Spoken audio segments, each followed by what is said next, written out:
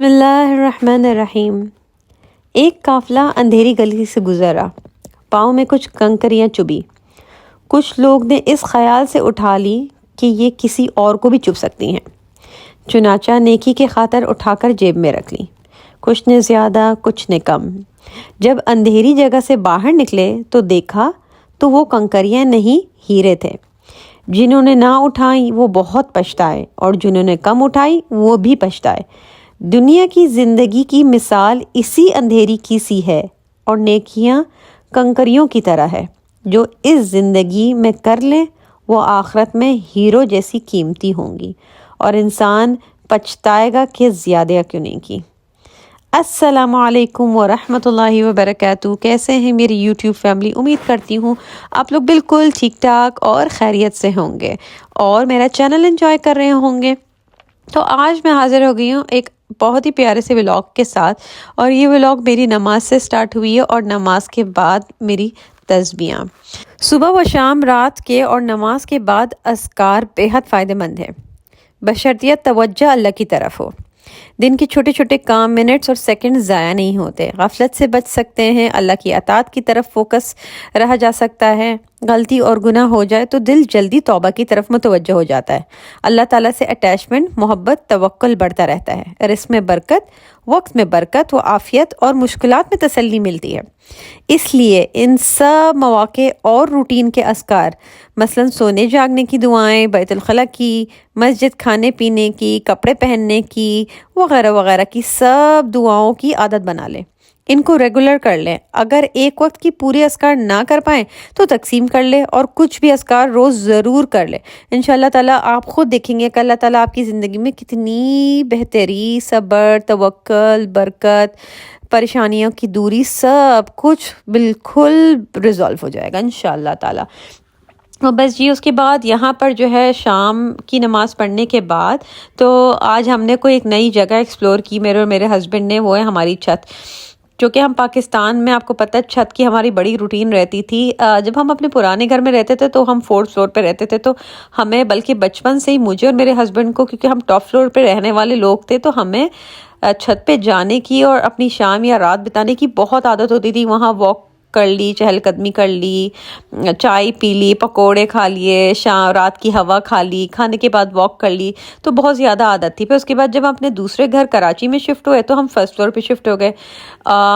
और अगर 4th पे होते भी थे तो वहाँ छत नहीं थी, मतलब छत का रास्ता बिल्कुल बंद किया हुआ था क्योंकि छत पे कोई दीवारें ही नहीं थी। तो मैं इस चीज़ को बहुत मिस करती थी और मैं अपने हस्बैंड को बार बार यही कहती रहती थी, या अल्लाह मियाँ आपको बेतहाशा तरक्की और इसमें इजाफा करे तो हम बंगला लेंगे जहाँ पर हम उसकी छत पे जाया करेंगे, क्योंकि 4th फ्लोर पे अब उतरने चढ़ने की हिम्मत नहीं है। हाँ, अगर वो लिफ्ट वाला हो तो फिर चलेगा, लेकिन खैर फिर हम यहाँ पर आ गए। और मैं यहाँ पर भी यही मेरा अरमान था कि कोई ऐसा नहीं हो सकता कि हमें छत मिल जाए जहाँ हम छत जा सके, क्योंकि नीचे जाना जो है ना वो बड़ी एक, आप को पता है कि मैं हिजाब और निकाब दोनों करती हूँ, तो बड़ी तैयारी भी करनी पड़ती है और बहुत चीज़ें देखनी पड़ती है।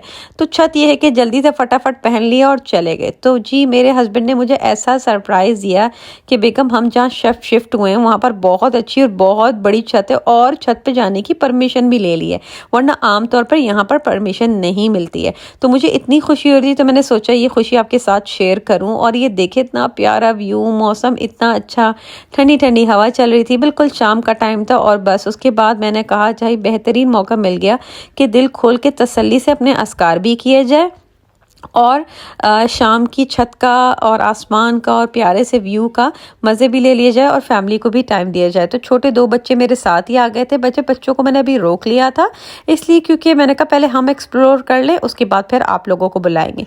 तो बस यहाँ पर मैं अपनी तस्बीहात पढ़ रही थी और आज मैं आपके साथ अपनी एक बहुत इम्पॉर्टेंट तस्बीह शेयर करूँगी जिसने मेरी ज़िंदगी यकीन माने बदल दी। मेरा हर काम इतना आसान और ऐसा होता चला गया कि मुझे पता ही नहीं चला कि वो मेरा काम कैसे हुआ और कब हुआ। बस ये मैंने दिन रात एक करके इस तस्बीह को पढ़ती गई और बल्कि रोका नहीं मैंने। अब भी मैं हर वक्त इस तस्बीह को ज़रूर ज़बान पे रखती हूँ। सबसे पहली जो तस्बीह मैं आज आपसे शेयर करूँगी वो है इस्तिग़फ़ार की तस्बीह। बहुत आसान सी तस्बीह, चलते फिरते आपकी ज़बान में होनी चाहिए। मेरा दिन का टारगेट 1200-1500 होता है, अगर मैं हर नमाज के बाद 200 कर लूँ तो 500 नमाज में ये 1000 हो जाती है, और 100 ऐसे ही, 200 या 300 या 500 ऐसे ही चलते फिरते। लेकिन मैं क्या करती हूँ कि एक टाइम पे जब मैं बैठ जाती हूँ, ये जो मेरा तस्बीह कैलकुलेटर है इतना अच्छा है कि इसमें मुझे पता ही नहीं चलता, 600-800 ऐसे ही हो जाते हैं। तो मैं 2 वक्त में डिस्ट्रीब्यूट करके पूरे दिन में तकरीबन 1200 से लेके 1500 तक इस्तिग़फ़ार कर लेती हूँ। और उसके बावजूद भी अगर मैं अपना काउंटर पूरा कर भी लूँ तब भी मैं अपनी ज़बान पर इस्तिग़फ़ार रखती हूँ। और यकीन माने इस्तिग़फ़ार रखने से आप बहुत सारी बुराइयां, ज़बान की बुराई, आँख की बुराई, हाथ की बुराई, कान की बुराइयों से महफूज भी रहते हैं। और अल्लाह ताला बेतहाशा बरकत देता है, क्योंकि आप दिन रात अल्लाह ताला की से माफ़ी भी मांग रहे हैं और अल्लाह ताला की इबादत में मशगूल हैं। तो किसी वक्त भी आप जो है ये तस्बीह पढ़ सकते हो, और यकीन माने आपके काम ऐसे होते चले जाएंगे, रास्ते ऐसे खुलते चले जाएंगे कि आपको पता भी नहीं चलेगा। और पता नहीं अल्लाह ताला कहाँ से इतनी हिम्मत दे देता है कि हर काम आप खुद अकेली होके भी कर सकती हैं। ये ना समझे कि काश मेरे पास मेड होती, या काश मेरे पास ये सहूलत होती, या काश मेरे पास वो सहूलत होती तो मैं ऐसा कर लेती। नहीं, आप बस ये तस्बीह पढ़े, फिर देखिए आपके पास सहूलतें ही सहूलतें ऐसे निकलेंगी, काम ऐसे होंगे कि जैसे मक्खन से बाल निकालना हो गया। तो इतनी आसान हो जाएगी हर चीज़ आपके लिए। तो ज़रूर इस तस्बीह को करिएगा, क्योंकि मेरी ज़िंदगी यकीन माने इस तस्बीह ने बदल दी। क्योंकि मुझे बहुत ज़्यादा हेल्थ इश्यूज़ भी हैं, लेकिन मुझे उन हेल्थ इश्यूज़ के बावजूद भी मैं अपने काम बड़े आसानी से और बड़े झटपट तरीके से, और जितना अगर कहा जाए कि एक नॉर्मल खातून एक दिन में काम करती है, मैं उसका डबल एक दिन में कर लेती हूँ। वो कैसे? वो सिर्फ इस तस्बीह की वजह से। हालांकि मुझे जो है वो बैक का और हिप बोन का बहुत सीरियस इशू है, लेकिन अल्हम्दुलिल्लाह अल्लाह ताला ने इतनी हिम्मत दे देता है और मैं उस दर्द को बिल्कुल भूल जाती हूँ।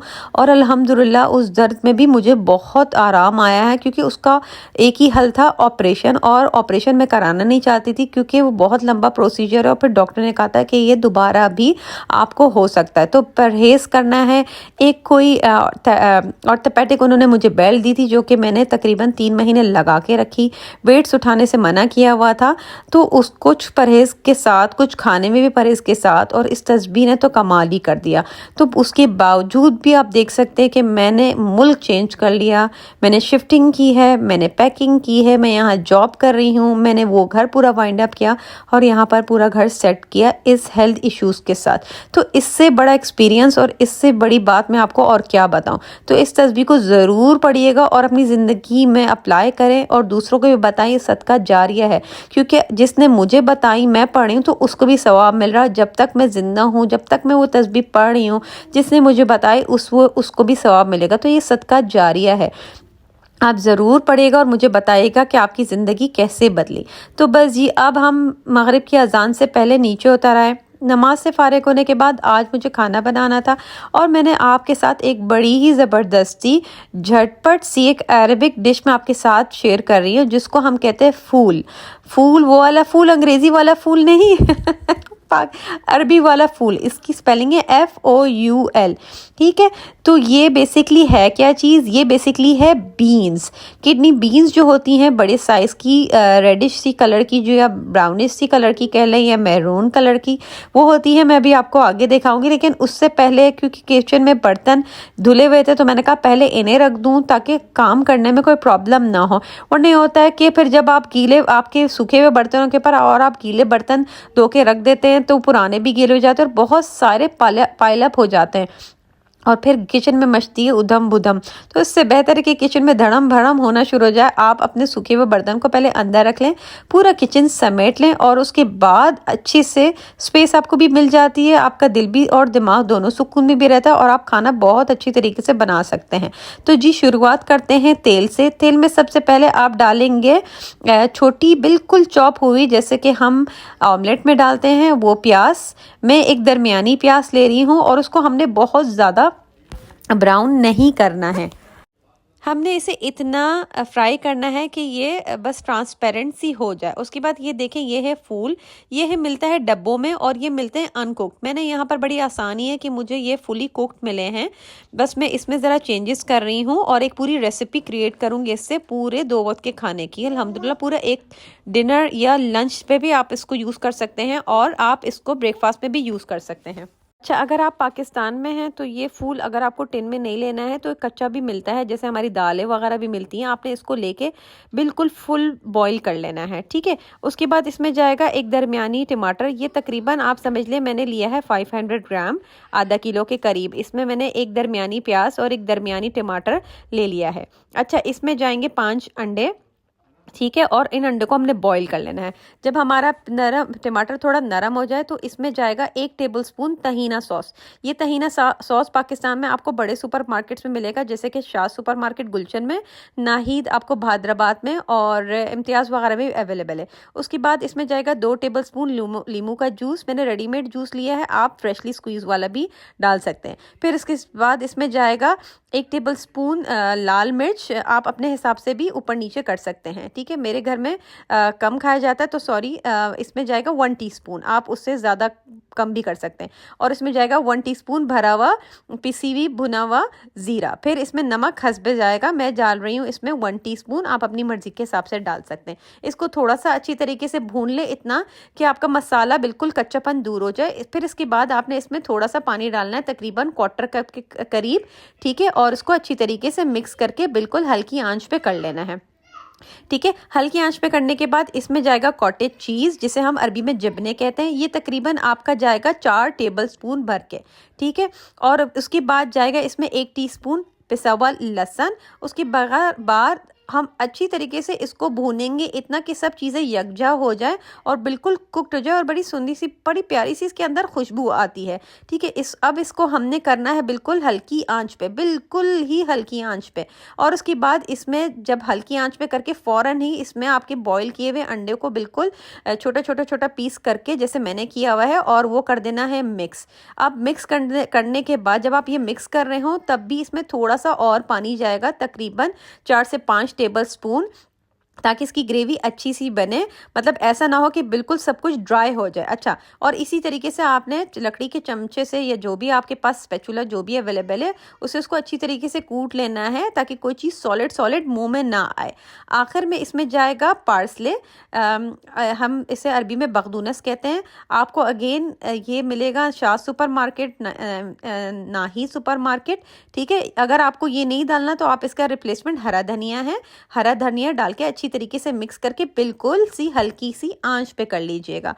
उसके बाद जब तक ये थोड़ा सा और पक रहा है, मैंने इसमें थोड़ा सा पानी और डाला है ताकि बिल्कुल ही ड्राई ना हो जाए और ये थोड़ा सा पक जाए, इतना कि सब चीज़ें एक साथ यकजा हो जाए और अच्छी सी खुशबू आने लगे। मीनवाइल मैं अपना किचन समेट रही हूँ। और अगेन यहाँ पर मैं आपको फिर बोलूँगी कि जब भी आप कोई काम कर रहे हो तो कोई भी मौका ना छोड़ें अल्लाह ताला के जिक्र करने से। अल्लाह ताला का जिक्र हर वक्त आपकी ज़बान पे रहेगा तो आप यकीन माने अल्लाह ताला भी बहुत खुश होते हैं, आपके घर में बहुत बरकतें होती हैं, बहुत आसानियाँ पैदा होती हैं। तो कोई भी वक्त ज़ाया ना करे। और आपके बच्चे भी आपको देख के बहुत सारी चीज़ें लर्न करते हैं, सीखते हैं कि हमारी अम्मी अब्बू हर वक्त अल्लाह के ज़िक्र में जो है उनका ज़बान जो है हर वक्त अल्लाह के ज़िक्र से तर होती है, तो हम उनमें भी आदतें डेवलप होंगी। और आप वो कहते हैं ना कि बच्चे की खुशियाँ हमें देखनी है, तो बच्चों की खुशियाँ मैं ज़ोर डालती हूँ कि मैं अपने बच्चों की वो खुशियाँ देखूँ। शादी तो और बच्चे तो देखने ही हैं, कामयाबी तो देखनी है, लेकिन असल जो कामयाबी मुझे देखनी है वो है हमारी आखिरत की कामयाबी, कि हमारे बच्चे इस दुनिया और आखिरत में दोनों में कामयाब रहे। तो वो जब आपको ये सब चीज़ें करते हुए देखेंगे ना, तो यकीन माने आप की जो कहती है ना खुशी देख ली आपने, आप वो पूरी खुशी देख लेंगे। अच्छा जी, अब आ गया है चूल्हे से हमने सालन को उतार लिया है और अब आ गया है तड़के का टाइम। इसमें मैं डाल रही हूँ ऑलिव ऑयल। अगर आपके पास ऑलिव ऑयल नहीं है तो आप सरसों का तेल भी डाल सकते हैं। इसमें जाएगा तकरीबन 1 टेबलस्पून ज़ीरा और इसमें जाएगा 1/2 टीस्पून या 1 टीस्पून कुटी हुई लाल मिर्च। अगेन ये आपकी मर्जी है कि आप कम ज़्यादा डालें। वैसे मेरी ये वाली लाल मिर्च बहुत ज़्यादा तेज़ है तो मैंने 1 टीस्पून से थोड़ा कम ही डाला। उसके बाद जैसे ही चीज़ें कर आने लगी उसके बाद आपने ढक्कन उठा के इसको तड़का दे दिया है। तड़का बहुत ज़रूरी है, तड़के के बगैर आप इसको रहिएगा छोड़िएगा मत, वरना आपको मज़ा नहीं आएगा। उसके बाद इसको अच्छी तरीके से मिक्स करके फिर डिश आउट करना है। और जनाब, ये थी आज की व्लॉग। होपफुली आपको ये डिश ज़रूर पसंद आई है। इसे ट्राई ज़रूर कीजिएगा और मुझे बताइएगा आपको फूल मदम्मस कैसा लगा और मेरी ये व्लॉग कैसी लगी। तो सब्सक्राइब करना मत भूलिएगा। चैनल पे फर्स्ट टाइम आए तो सब्सक्राइब कीजिए और मेरे वीडियो को ज़रूर लाइक कीजिएगा और अपनी सिस्टर को इजाज़त दीजिए और मुझे ये बताइएगा कि आपने ये तस्वीर शुरू की या नहीं और आप मज़ीद मेरी व्लॉग्स में क्या देखना चाहते हैं और आपको मेरी व्लॉग्स कैसी लग रही हैं और आप कहाँ से मेरी व्लॉग्स देख रहे हैं। और अगेन जो लोग मेरे व्हाट्सएप की ग्रुप को ज्वाइन करना चाहते हैं तो मैंने लिंक जो है व्हाट्सएप ज्वाइन करने का उसको डिस्क्रिप्शन बॉक्स में डाला हुआ है। आप डिस्क्रिप्शन पे क्लिक करेंगे तो नीचे व्हाट्सएप का लिंक दिया होगा लिटिल मुस्लिम स्कॉलर्स के नाम से, जो कि है तरबिया session, parental guidance for parents और भी बहुत कुछ बच्चों की तरबियत के हवाले से भी। तो अपनी सिस्टर को इजाज़त दीजिए, मिलते हैं अपने अगले व्लॉग में। Until then take care of yourself, माअस्सलाम, अल्लाह हाफिज़।